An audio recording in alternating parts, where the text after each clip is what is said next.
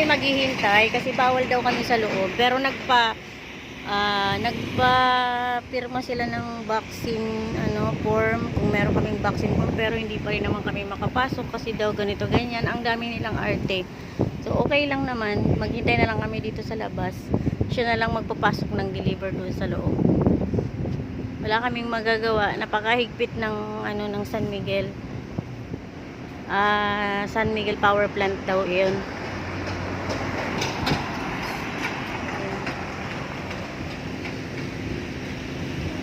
Sama namin yung makulit na bata.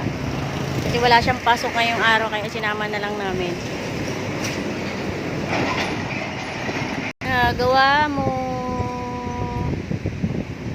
Mabuti na lang mahangin dito. Malamig yung hangin. Kahit mainit, malamig yung hangin niya. Kasi nasa tabing dagat eh. 150 lang yung bahay. 150? 150? Antayin namin makabalik.